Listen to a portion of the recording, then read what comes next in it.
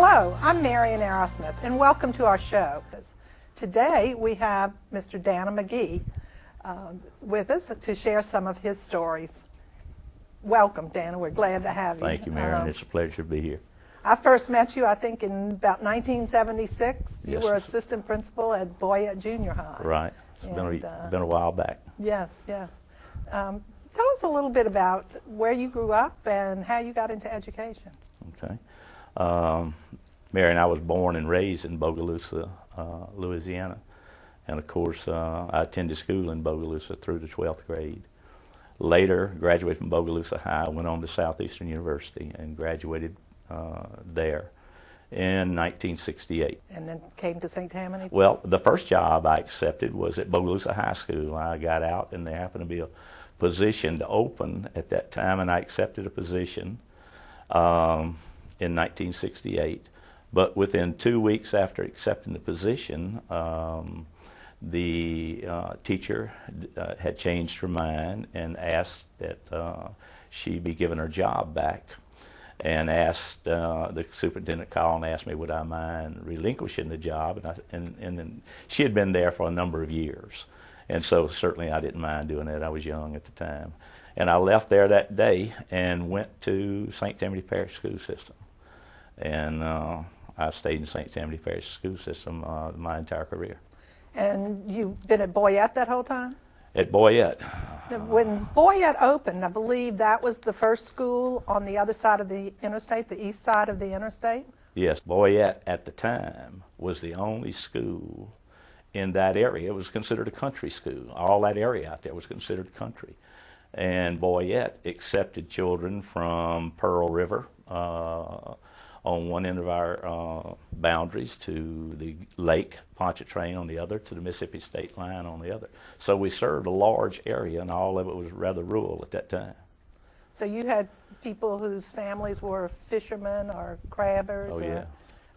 Yes, a number of our kids, their families lived on the river or on the lakefront. They fished and hunted for a living. In fact, I can remember us getting fresh food in the cafeteria the first couple of years I was there from some of the local fishermen, the children whose kids attended school there at Boyette. So you really watched that whole area change? Oh, absolutely. East from the interstate east, in fact, from about another quarter of a mile toward down Galls Road, Galls Boulevard. At that time, there was nothing from there back toward Boyette, any kind of businesses of any kind. I can remember one little art shop that was along Galls Boulevard at the time, but the rest of it, the hospital and all those businesses simply didn't exist. None of the subdivisions in those areas existed. Was Crossgate one of the earlier subdivisions? Crossgate was one of the earlier ones, yes. Mid-70s, they began to develop in that area. But yes, in the beginning, none of those subdivisions were out there. All the children lived in private homes scattered out along that area from the lakefront to Pearl River. So when Boyette opened, it opened as a grades 1 through 8? Yes, 1 through 8 at the time when it opened. Those early years, from about 1965 to 1970, Boyette had about 700 students there, and it was in those grades. And then in 71, they added kindergarten, and they had the 9th grade before that. It was added before the kindergarten was. So by 1971, it was K through 9. And then that school grew to what, 2,000 kids? Oh, yeah. The early years, I'd say, ended from 65 to 70. Those were years where Boyette didn't have a lot of facilities, and like I say, it's very rural in nature. But in the early 70s, growth began to occur in that area between the 1970s and 80s. In fact, probably is the fastest growth area in St. Tammany Parish as a result of NASA coming in and some of the federal jobs that NASA and some of those federal agencies brought in.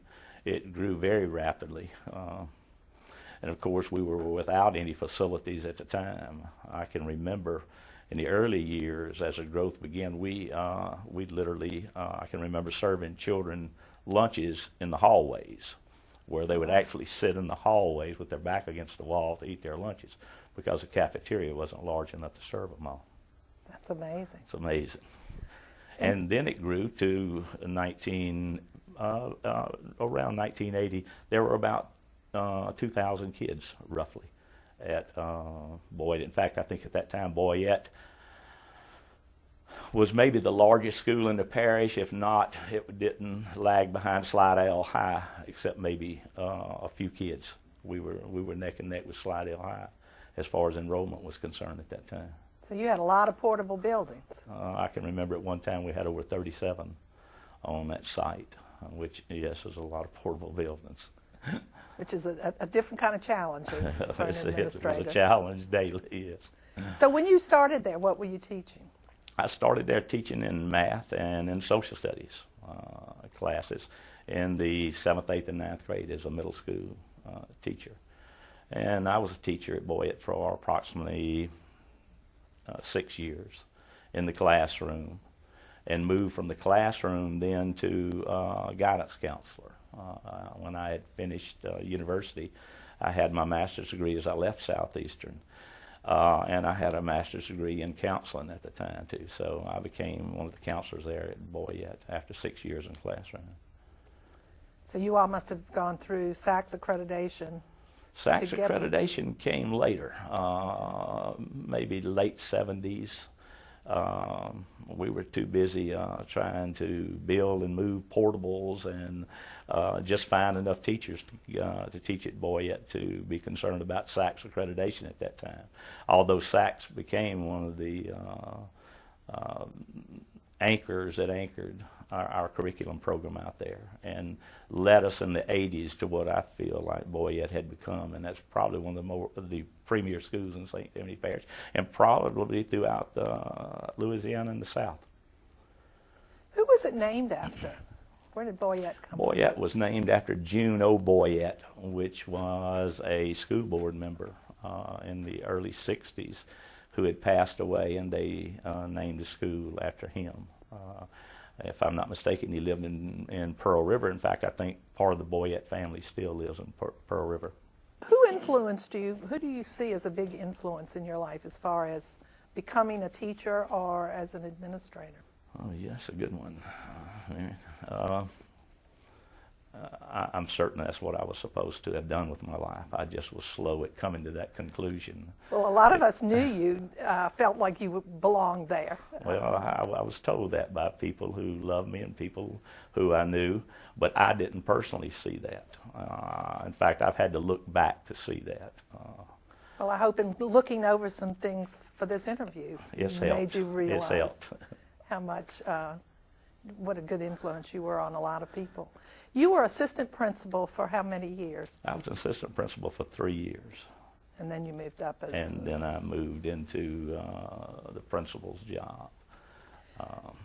I know you had high expectations for your teachers, for the students, for everybody at Boyette. Right. And I also know that a lot of innovation started under your leadership.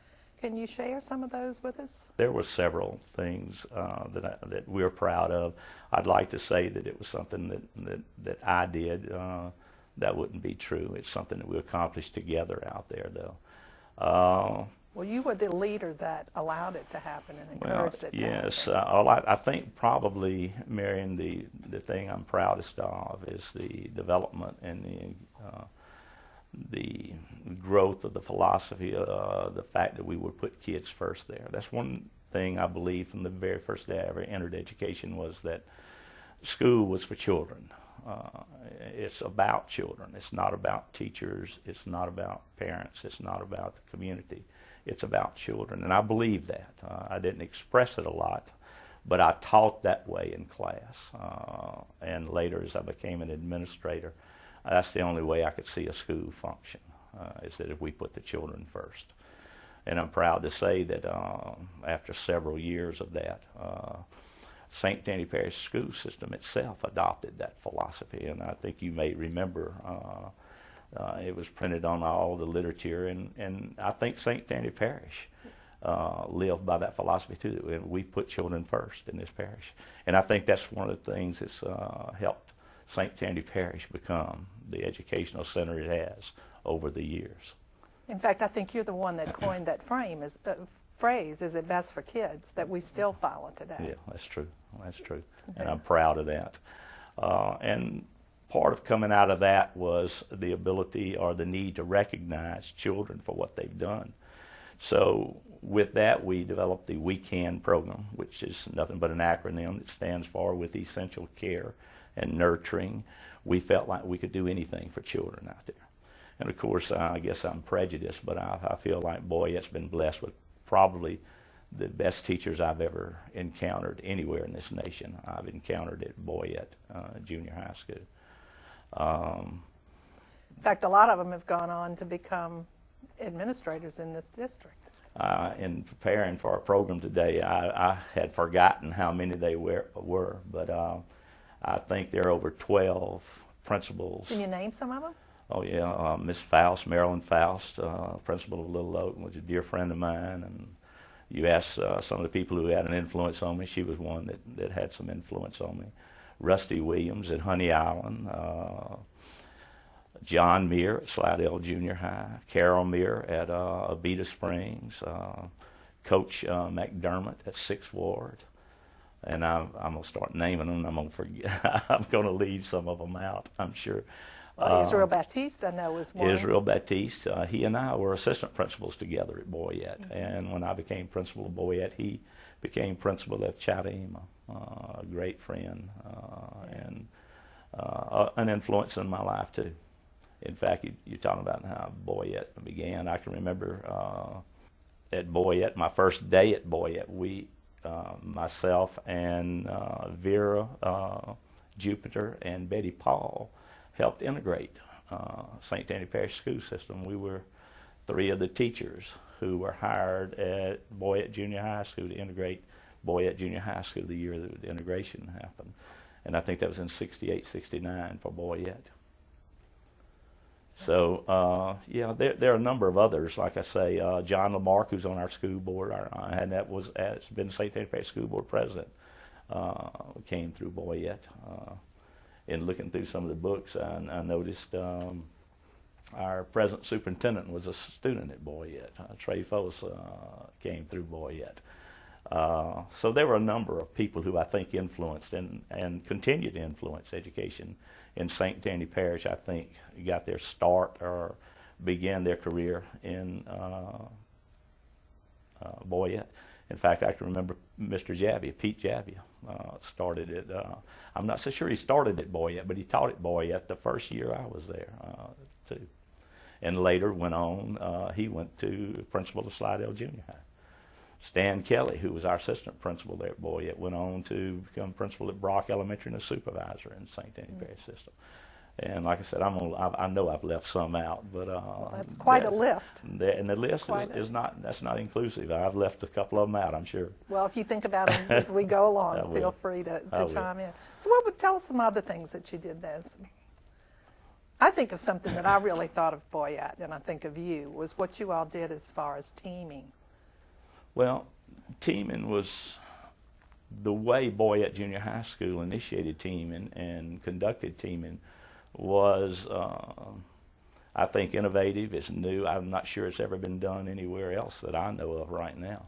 But that grew out of the philosophy of putting kids first, is that I thought and felt that if we could empower the teachers more than they presently were being empowered, that could only benefit the students. That's another way of putting kids first. And this putting kids first philosophy was very simple. It's not complicated. It's simply a matter of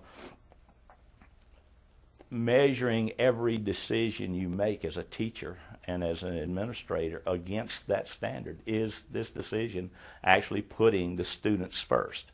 If it is, it's a correct decision. If it's not, then we were committed to change those decisions immediately at Boyette to make certain that the children were placed first. And of course, out of that came the teaming approach, where we were, through some creative scheduling, able to give each teacher at Boyette Junior High School 2 planning times.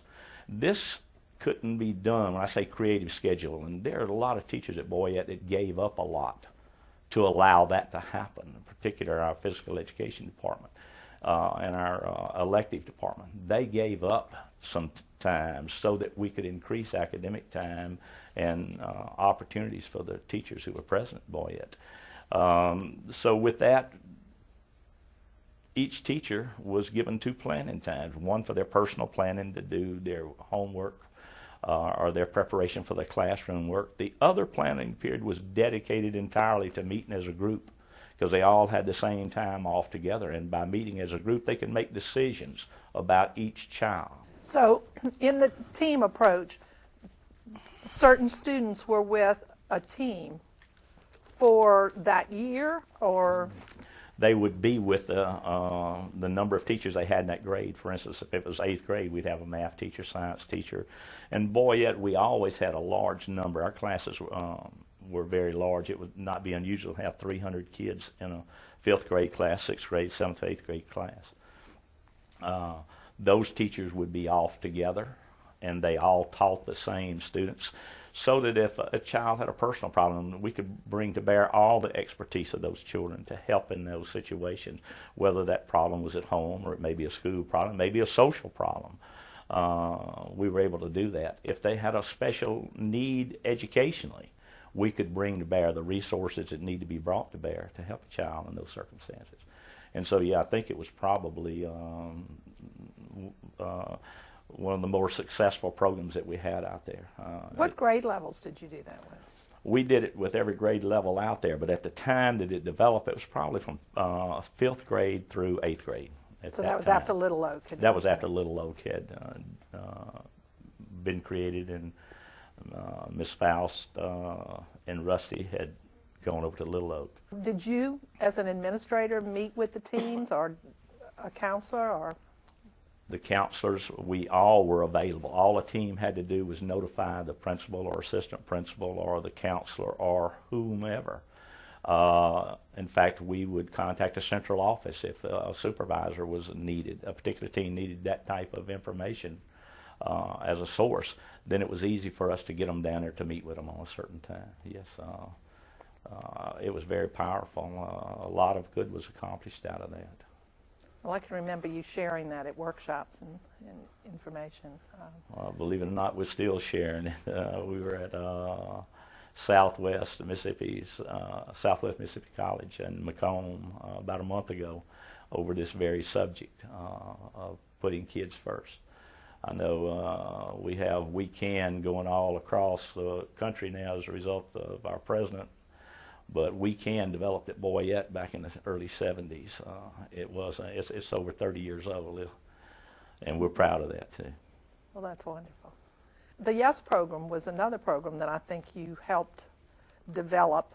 I'm proud to say I was involved in developing the YES program, but I'd have to give a lot of that credit to Margot Gallant, Dr. Gallant. I think she had the same burden and still has the same burden for children that I had. And we saw children who struggled in classrooms of 30 and they just needed some additional resources.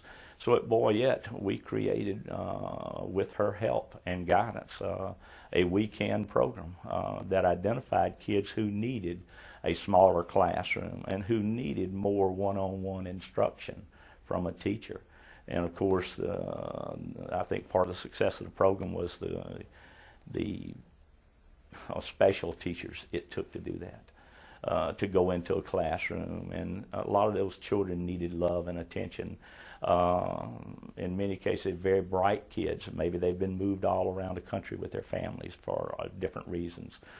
Maybe they had big gaps in their education as a result of it, and the We Can program was able to fill those gaps in a way that no other program we had at the time could. But the YES program was more than a program. It was a belief and a way of looking at children too. And that's still going on today. And I think the key is what you knew back then, that you have to put your best teacher in there who can meet the needs of those kids and understand what they need. It was great, Marian, and like I say, thanks to Dr. Galat and all the help that she gave. She was forever trying to furnish for the program any needs that we had. All we had to do was pick up the phone and holler at Margot, and we could just about count on that it come into fruition.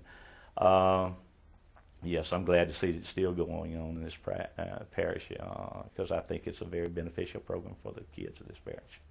But I know, you talk about what Margaret was there for you, but I also know that you were there for her, and when she got an idea or needed help in developing something, she often went to you to either try it out at your school or get your perspective on, will this work, will that work? And I think one of those was Operation Jumpstart. Yeah, Operation Jumpstart was another program that kind of grew out of the need for children's special needs to be addressed. In the case of that program, there were students who needed to be out of a classroom, and kids at school that needed to be away from those children for a while. But didn't need to be on the streets. They didn't need to be on the street. At home. We never, I don't think Margot and I ever believed that the street was a place for a child. It simply is not the case. Part of that developed, I think, long ago at Boyette with under Mackie Gomez. Mackie was had some great ideas in education, and one of the ideas I have to thank him for was he always gave the teachers there, including myself, the opportunity to try different ideas. And if they didn't work, we didn't apologize for it. We just looked for another solution. But if they did work, and many of them did work, it led us and helped lead us to where we're at today. I was thankful for that. And you asked a while ago about the influence. That's one way that my first principal influenced me, I think, in a very positive way. Yeah, because he was always looking for new ideas in education and better ways to meet kids' needs. So, and I know you retired from St. Tammany schools, but you didn't really retire from education.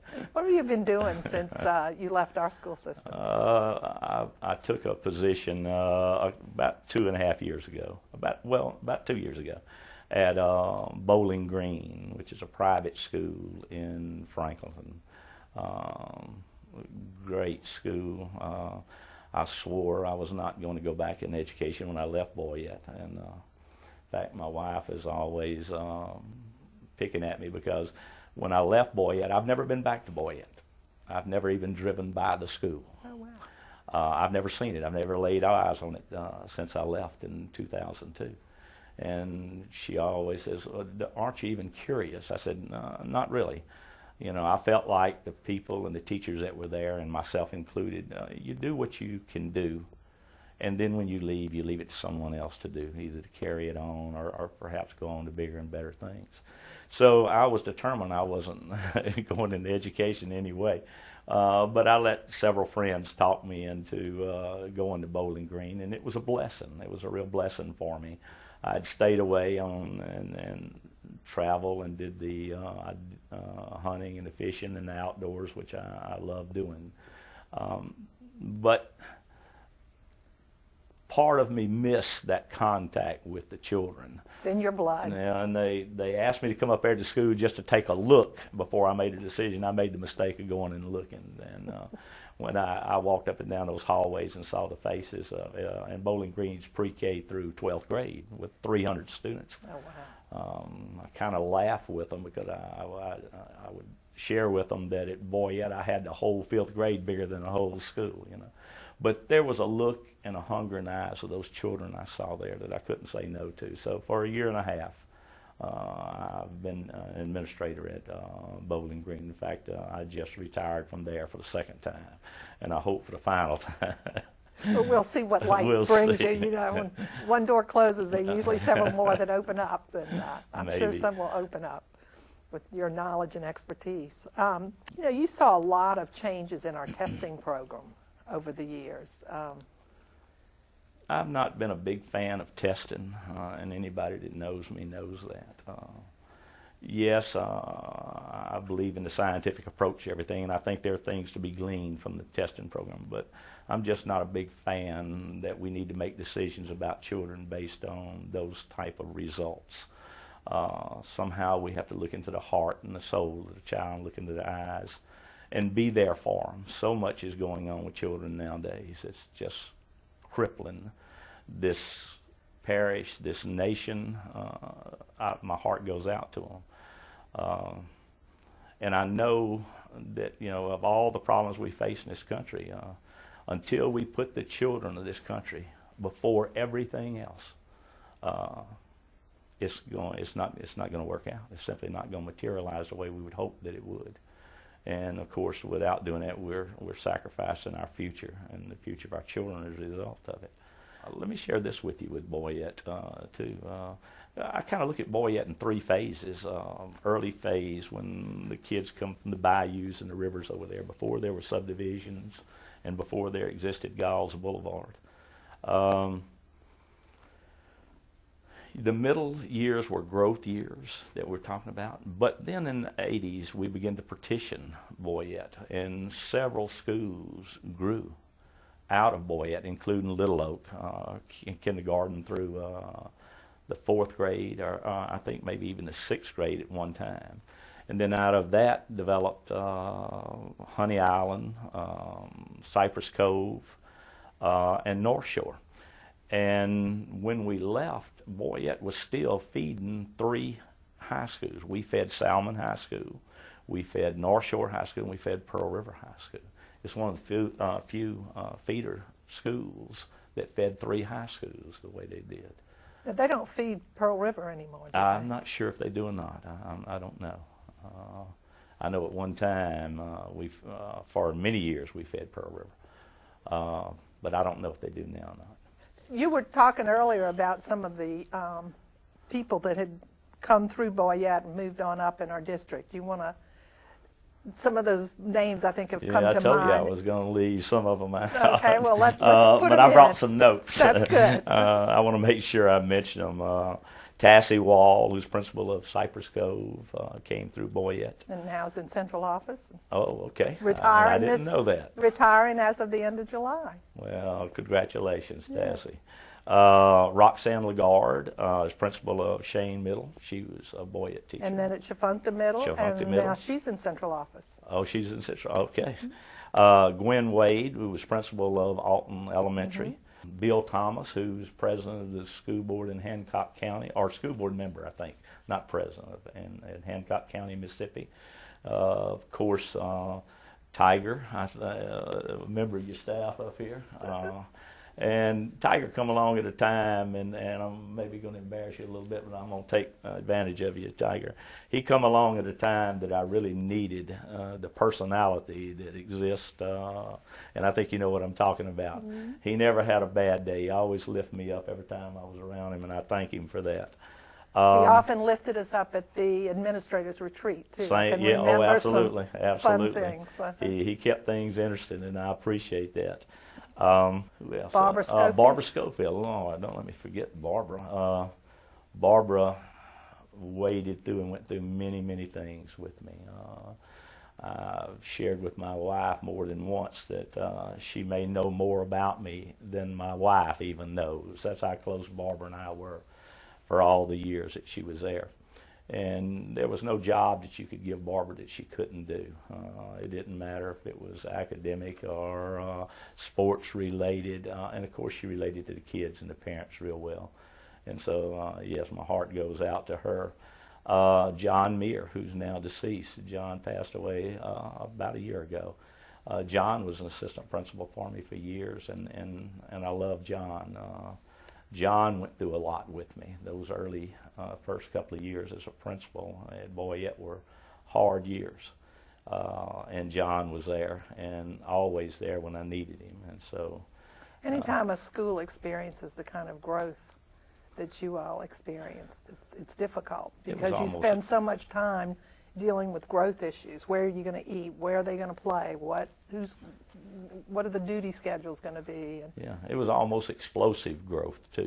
We could not determine the number of portable buildings that we needed for the next year. It was very difficult to even project those things, that we were growing so much.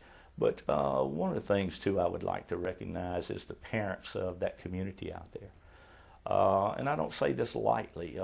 They had a major influence on Boyette Junior High. And they've had a major influence on St. Tammany Parish school system, because they came from counties throughout the nation into St. Tammany Parish school system, and in many ways demanded, not simply requested, but demanded the best educational system for their children. And so it put our feet to the fire in a lot of ways. We had to develop programs and develop ideas and develop habits as a school that put kids first. So I think the parents of St. Tammany Parish need to be recognized and commended. Sometimes I wish they'd had a little more patience as a principal, but the results were the same. The results. And you were able to work together as a team. Oh, absolutely. And I think that's what's so important, and that our district does so well with parents. Absolutely. And like I say, if it were not for them, and I see that happening and the growth developing in Washington Parish right now where I live. As people move out of St. Tammany Parish, and there are people from other places other than Louisiana. I used to make the comment that when I first started Boyette, many of the kids and parents out there, if a child graduated from high school, they were satisfied. That was much more than some of the parents had. And I can say that because I came from the same type of family on neither side of my family. My mother had a high school education. My father had a third grade education. But he made sure I was at school every day. This was the type of people who lived in our area at that time. And so when these new people went in, and all of a sudden the high school diploma simply wasn't satisfactory, they wanted their children prepared to enter life in multiple ways. If it was a college education, fine. If it was to go on to some kind of business, they wanted the background necessary for those children to be able to do that. So I think the parents of this parish need to be commended and recognized for what they've done for this parish. I agree. And of course now all of our schools are PTA schools too. Yes. I know your school was very active, and I remember Marilyn Faust being very active in state and local PTA. PTA did so much for us. And when I first went to Boyette, there was no PTA. There was only PTO, which was not the same group and not the same type of emphasis. Each had a different emphasis. And the PTA did a lot for Boyette Junior High School. Yes, and I think we should be proud that all of our schools we're 100% PTA now. Oh, okay. So, that's great. Yes, that's great. It is. Anything else that you can think of that you've learned over the years in education, or any special memories that you have as a teacher or administrator? It was like anything else over 34 years. There's good times and bad times. And of course, I'm thankful that as you retire, you don't remember the bad times as much as you do the good times. And that's how I remember Boyette. That's one of the reasons I have not gone back by there. I've not gone to Boyette since I've left it. I've not laid eyes on it because I'd like to remember the good times as they were and forget the times that we're trying. And like I say, over that period of time, over 34 years, there were some trying times. Well, being a principal is a hard job, and there are going to be challenges that you meet with that are difficult, and yet then there are others that you want to celebrate. Well, with all respect and to other positions in an educational system, I can't imagine any job more trying than a principal's job. Not because I had it, it simply is a fact. They're the head of that school. Every decision rests on that desk. And it's hard. In fact, as the years I was a principal for 22 years, I never got away from the school. Even in the summertime, there was no summertime. The school followed you wherever you was at. And you're on call 24/7. In fact, I can remember being on top of the mountains and with my wife and receive phone calls on the top of a mountain now about the school or some problem at school. So there was no getting away from it. But that was one of the challenges of the job, too. Right. It's one of those things that I learned to love and appreciate, too. And I don't envy principals nowadays. They have their hands full. The problems are different, but they're problems right on. Yeah. But of course, it's a real team effort, and that's one of the and that's special what it's things. going to take. It's Exactly. going to take a team effort for all of us to handle it. Mm-hmm. Mm-hmm. Okay, anything else? I'd just like to share with you, when you asked me to come down today, I thought a long time about what 34 years in education had taught me, if anything. And I just jotted down a few that I'd like to share with you today. And these are, for the lack of a better word, I'm going to call them truths that I've discovered over 34 years. I think if you embrace these truths, for me at least, when I embrace these truths, they led me to where I needed to go. And at times when I wasn't able to recognize these truths, they preyed upon me, and in times it almost consume you. And the first one of those truths I would share with you, that school is for children. You know, I think I shared that with you a minute ago. School is about children, or should be. It's not about parents. It's not about anybody else. It's not about teachers. It's not about others. Second thing, truth I came to know after all these years, is that teachers should teach children what they need to know, not what some textbook said they should know. And I learned that the first couple of years teaching at Boyette, is that, you know, 'cause we had kids come in there that didn't, I can remember in the 7th and 8th grade, I had a child who didn't know how to spell their name correctly. Well, of course, if I was teaching math, at which I was at the time, and I was teaching algebra, my job description said I was an algebra teacher. But I had to learn to teach that child to spell their name correctly before I could teach them one thing about algebra, and had to teach them some basic math before I would teach them anything about algebra. So, you know, like I say, teachers should teach children what they need to know, and how and accept them for what they are when they walk into these classrooms. Number 3, if you don't tell children who they are, someone else will. And that was a hard lesson I learned over the years, is that if we in these classrooms as teachers and administrators don't tell children who they are, somebody else is going to come along and tell them who they are. It may be the media, which in this day and time I see that happen a lot. It may be other children. It may be special interest groups. But if you don't tell them who they are, someone else will.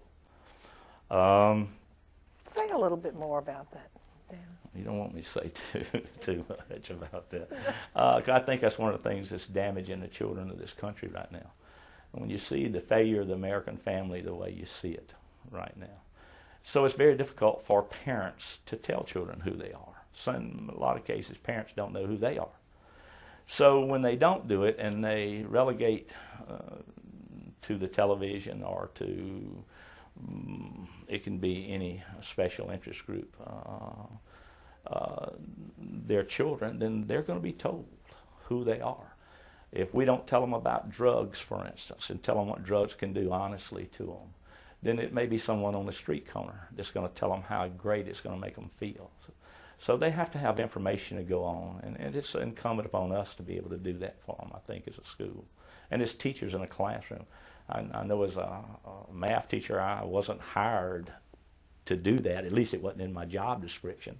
My job description, they judge me at the end of the year on how much math they know. That's the reason I don't feel the way I do about tests.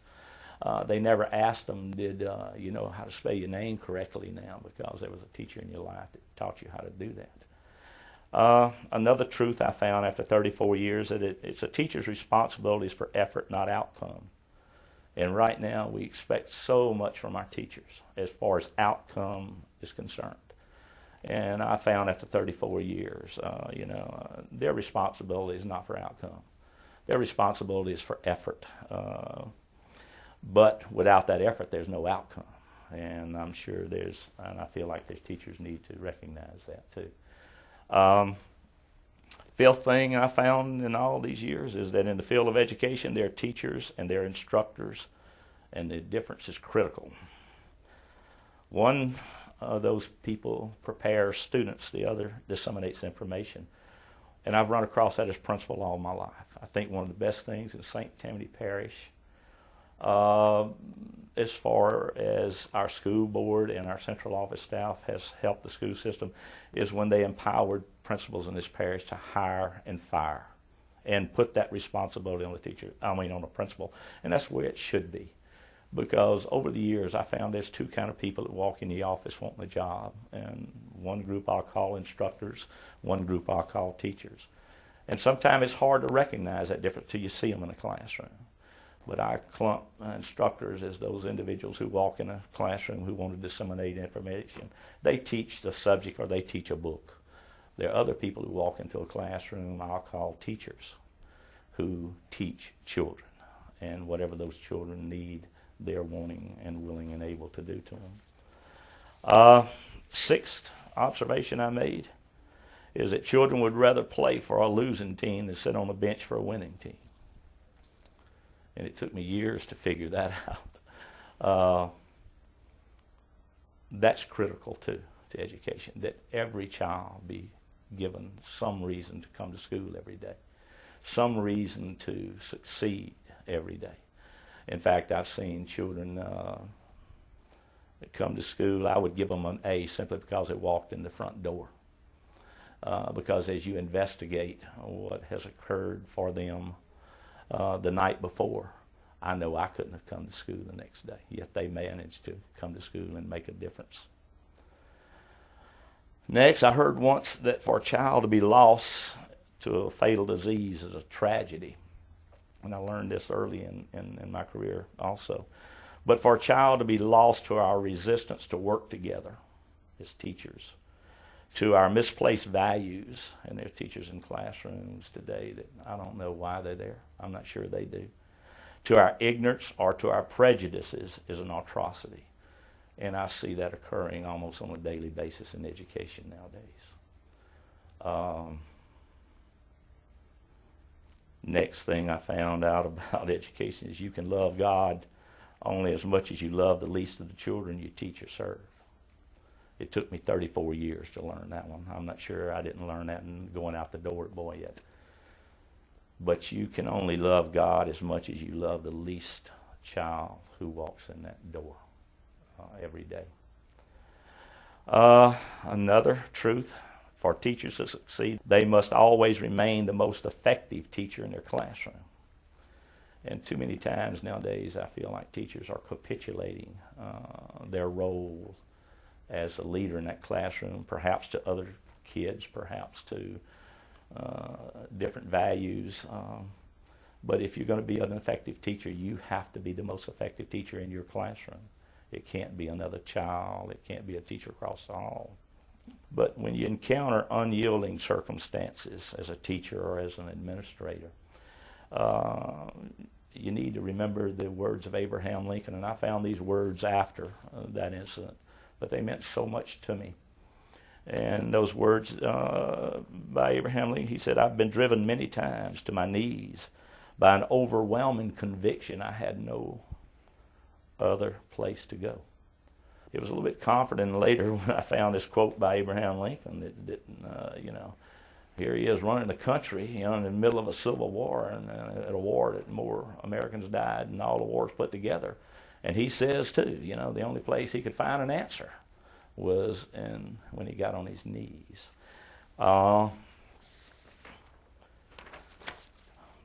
That's the 10 things I've learned over 34 years, Marian. It stuck I think you with could me. write a book on those 10 things and the way you feel. Well, I'm kind of passionate about it. that's just the way, that's Dana. That's just the way I feel.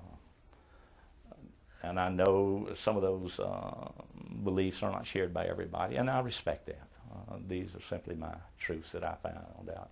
Someone else who spends 40 years in education may have their own truths that I'm sure you're well aware.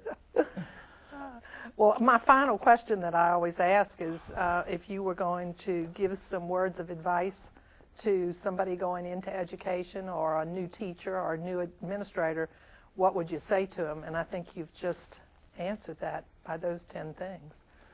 Yes, and I think the foundation for all those 10 things, Marian, is put the children first. If you'll do that, everything else will come naturally. Right. If you don't do that, no matter what else you do, you're going to be ineffective, and you're not going to be very successful, in my opinion. Yeah. And it's about building relationships. I mean, that's what you're getting to absolutely. know that child. Oh, absolutely. So, Dana, I really enjoyed talking to you today. I thank you very much for coming in and sharing with us. And you've brought a lot to St. Tammany, and we appreciate your letting our viewers hear about it. Well, I appreciate that, Marian. And I'd like to, in closing, say that, St. Tammany has done a lot for me and my family, too. It provided a way for us to make a living. It provided some relationships that are ongoing to this day. I mean, real good stuff. So I'm thankful for that, too. Okay, thanks. Well, that's our show for today. I want to offer special thanks to Dana Magee for coming today and sharing all of this information with us. And till next time.